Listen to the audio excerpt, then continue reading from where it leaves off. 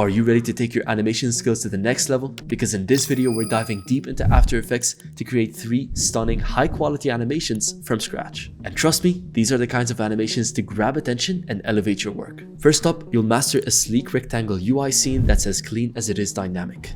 Next, we'll create a charming minimal boat animation and a captivating 3D square rotation. And finally, for the grand finale, we'll tackle a rotating light effect, a pixel reveal animation, and even a few bonus graphic animations. So if you're an editor looking to level up your animation skills, this is your ultimate crash course. 15 minutes packed with actionable techniques and creative inspiration. So stick around because the most exciting animation is actually waiting for you at the end. So without further ado, let's get straight into it. This is what our first animation looks like with the rectangle UI graphic.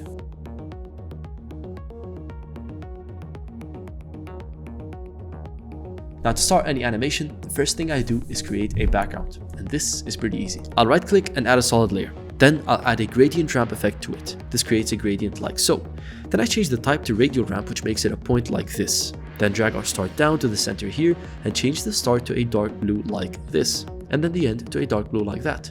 And there you go. Next up, let's create our 3 pillars. I'll right click, add a shape layer, and then using my pen tool, I'll draw out a slanted rectangle that looks something like this. Let's add a gradient ramp to it real quick and turn it to a 3D layer and change the render to classic 3D. Now let's set the start value to a light blue and the end to a darker blue like this. Then let's right click our layer, go to layer style and add an inner glow and change its color to a light blue and increase the size to get this cool pillar. Now we're going to get into some 3D stuff, so let's go ahead and add in our second viewer and use our custom view 1. Then let's duplicate the pillar 2 more times and move one of them over to the left and bring it back over here. Then move the second one to the right and bring it back just a tiny bit. Great, so now we've got 3 pillars. Let's go ahead and add in our numbers. We'll add a text layer and write out 1, and the font that I'm using is Nexa Heavy. Let's resize the number 1 to over here, add a gradient ramp to it, and set the start of the ramp right here and the end of it right there. Now I want to go with a red color for the number, so set the start to a bright red and the end to a darker red like this to give it more style. Next up, let's add a drop shadow to it and set the color to a dark red and add some distance to it. Great, the last thing that we can do is add in a light sweep effect, and let's leave the settings as they are, then keyframe the center, move it over to the top here, and move our playhead forward and move the center back over here. And this just creates this cool shine animation like this. Now let's go ahead and duplicate it and write out the number 2. Then let's change the gradient of our number 2 here by first changing the start to a white and then changing the end color to a darker black. Now let's bring it back to the same Z value as our second column here and place it on top of it. We'll duplicate our number 1 again and write out 3 and bring it back a bit and place it on top of our other column. And then we're going to change the start of our gradient to a white and the end of a gradient to our gray color, just like how the subscribe button is colored gray, unless you go ahead and click it, and then it's going to turn into a beautiful red color. So go ahead and click it if you're enjoying this tutorial so far. But let's go ahead and add in some post to this entire scene. Starting with a deep glow on the number 1, then let's change the radius to 600 and exposure to 0.2. Looks great. Then I'm going to go ahead and copy the deep glow and paste it on both the other numbers. And there we go. That looks nice. So our first scene is finished up, and now it's time to get into our rectangle UI graphic. First, let's select our move tool and move our scene to the left here. The reason this works is because everything is a 3D layer except my background here. Let's start by selecting our rectangle mask and creating a rectangle here. Let's go ahead and increase the roundness to something like 50, and then we're going to add in a gradient ramp to it and change the start to a darker blue and the end to a really dark blue. Let's right click, go to layer styles and add an inner glow. Then let's go ahead and increase the size here and make the range 100%. Then drop the opacity all the way down to 30% and change the glow color to a light blue. Notice how just playing around with the colors can take an animation from 0 to 100. Now let's go ahead and add a light sweep to it and change the center to here, add a little rotation to it, then increase the width, drop the intensity, and you're going to get this cool sweep. Now let's animate it sweeping over our rectangle by keyframing this angle and moving it up to the top left over here. Then let's move our playhead forward and finish it down here. Great, so now we've got a very cool looking rectangle. Let's go ahead and duplicate our number 1 and place it on top of our rectangle. Then let's just resize it a tiny bit, and now it's finally time to add in our text. So we'll add a text layer and write out something random. Let's size it down and bring it over to the bottom right of the rectangle.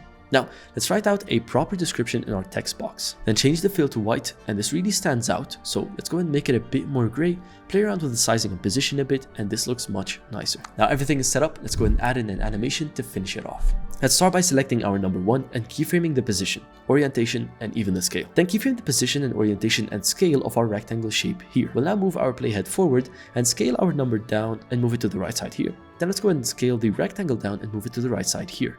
And if you notice, I even added a little orientation to both of them to give them a 3D look. Then let's head into our speed graph, right click, select speed graph, and select both keyframes. Click F9 to easy ease them and smoothen them out like so. And you're gonna get this smooth animation. Great, so we finished up absolutely everything. Now let's go ahead and tie everything together using some camera movement. We're gonna right click, add a camera, click OK, and let's go ahead and start out our camera slightly zoomed out on our X axis and keyframe the position, and then let's move our playhead forward and keyframe a slight zoom in to the number 1. Then let's move our playhead forward and move over to the scene on the right side over here, and lastly we'll add a keyframe to the end and also finish it off with a subtle zoom out. Let's get into our speed graph and select all of these, click F9 to start smoothing everything out, and all that I do here is I basically bring the second slider back and the first slider forward so that we can get smoother entries and smoother exits. And there you go, that does it for our first animation, and this is what everything looks like at the end.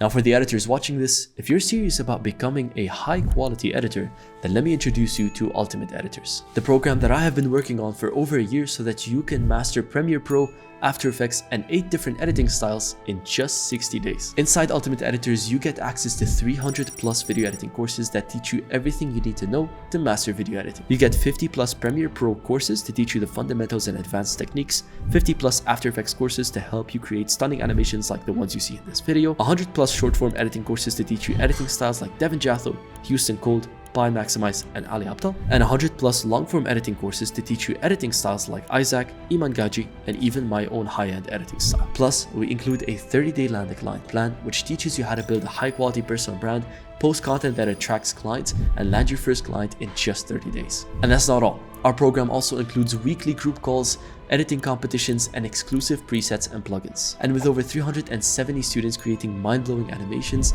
this program is your 60-day plan to becoming a high-quality editor. So if you're ready to level up your skills and join a community of like-minded editors, then check out Ultimate Editors. The link is going to be in the description below, and let's make you a master video editor in the next 60 days. But with that being said, let's get back to animating our second animation now, where we have a minimal boat and some 3D cubes to animate.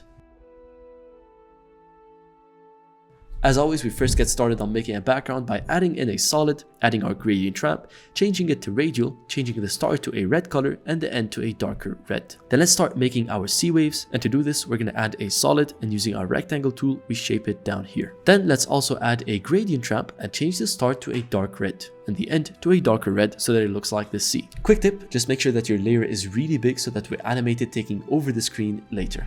Now to create the waves, we just add in a turbulent displace effect, keyframe the offset on the left side in the beginning, and then move forward and move the offset to the right and down to the bottom.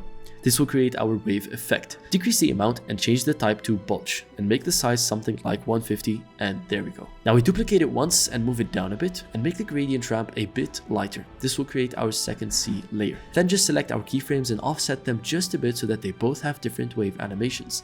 Let's do it one more time, duplicate the layer, move it down, make it slightly darker, and offset the keyframes. Great, so we now have our sea set up. Let's go ahead and add in our boat. This was really easy. I just went into flat icon, searched up origami boat, and chose the first red one. Let's now import it, put it in between my sea layers, and place it here. Now let's go ahead and create an animation that makes it look like it's floating on the sea. I'm just gonna add a keyframe for the position and rotation. Then I'm gonna move forward like 6 seconds and move the boat over to the right side. Now to create the whole wave effect, I just select my pen tool and create small minor curves along the path of the animation by clicking and dragging. And we get this. Looks great. Now let's finish it off with our text. We just add in a text layer and write out "don't be idle," and then just place it up here. Then I select the first 2 words and make them a lighter font. That's it for our first scene. So now to transition into our next scene, we're going to go ahead and animate our sea, taking up the rest of our shot. To do this, we're just going to select all 3 sea layers, and then we're going to keyframe the current position, move forward a bit, and move them up to the top of the screen. Now we're going to select the keyframes, go into the speed graph, and smoothen them out like so. Finally, let's just offset them a tiny bit, and this is what we get. Great. So now for our next section, we're going to be creating a 3D cube rotation animation. And here's exactly how we do that. First, let's make sure that we're using the advanced 3D renderer because that's going to allow us to use 3D shapes. Let's add a shape layer, and using our rectangle mask, we hold down shift and draw a perfect square square like this. Then let's open up the orientation and rotate our square 90 degrees on the x-axis so that it is flat. Then we're going to duplicate it and raise the duplicate just a bit so we have these two faces. Now, let's duplicate it again, but remove our rotation. And now looking at it from the front side, we're going to select the edges and scale it down until it is between the top and bottom face. Now we're going to duplicate it and rotate it 90 degrees and place it on the left side of the square.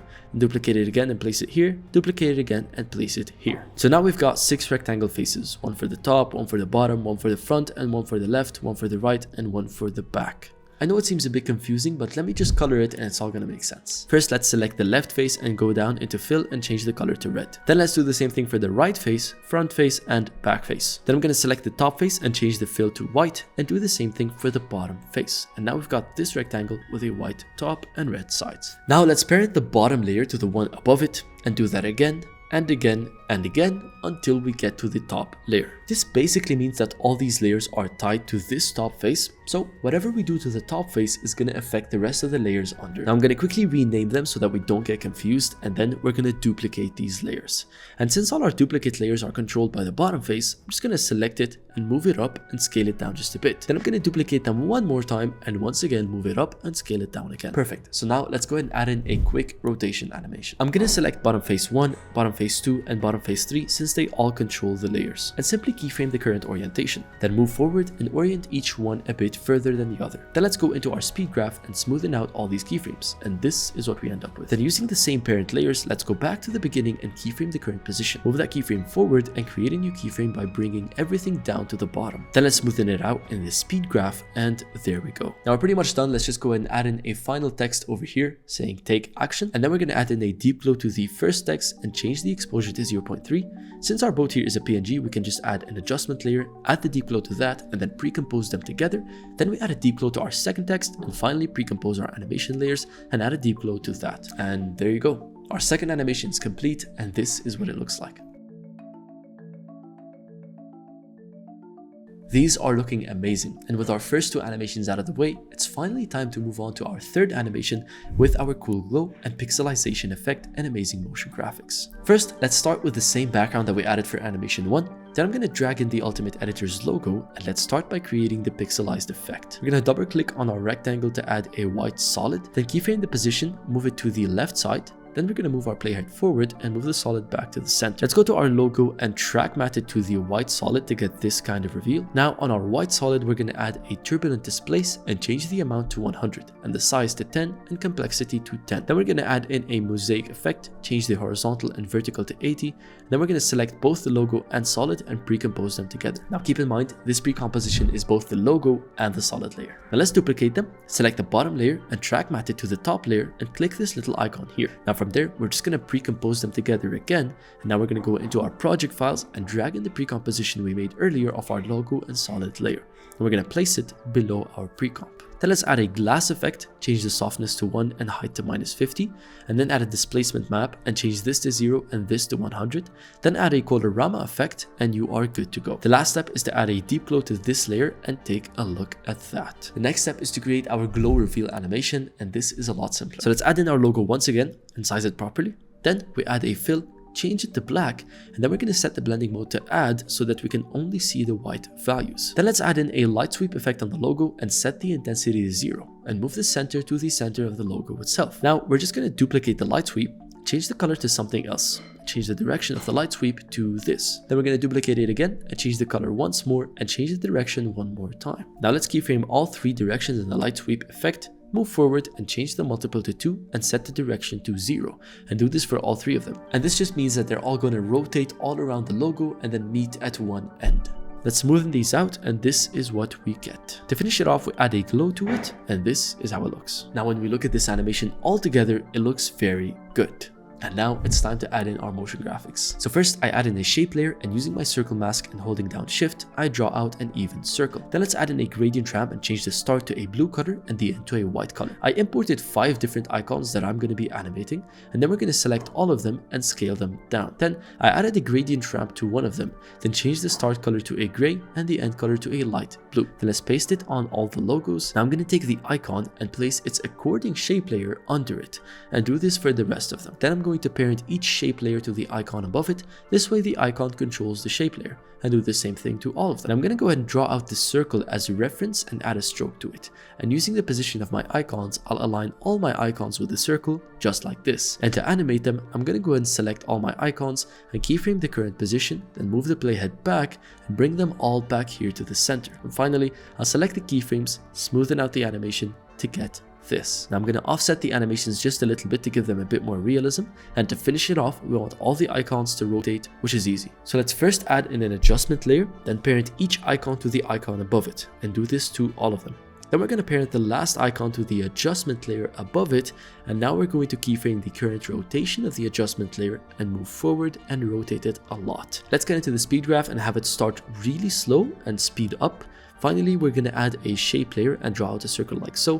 Then let's add the trim path function, drop the end and start values to 0, then keyframe it, move forward and bring the start value up to 100. Let's go ahead and pre-compose all the icons rotating and keyframe the current opacity, then move forward to where the circle draws out and have the icons fade out. If we do this right, we should end up with this. Finally, we add a keyframe to the scale, then move forward and scale it down just a bit, and then smoothen out the animation. Now let's go back and finish it off with some post-production to the entire thing. Let's add a deep glow to the icon's pre-comp and drop the exposure down. Then we're going to add a deep glow to the circle animation here and drop its exposure down as well. Finally, we're going to add a shape layer, draw out the circle that matches this one, and change the fill to black and change the mode to add. Then we're going to add in a light sweep effect, mess around with these settings to get this, and that will do for our final animation. With that being said, that completes our third animation, and this is what it looks like. And now that you've made it this far, congratulations! You've now learned how to create 3 high-quality, stunning animations. If you learned something from this video, make sure to let me know down below, or even just like the video. And thank you so much for watching all the way till the end of the video. It really means a lot to me that you are part of the 5% of the audience that actually makes it all the way to the end of the videos. God bless all of you guys. We'll catch you in the next one. Apparently we're now uploading pretty consistently, so check out one of these 2 videos over here and take care.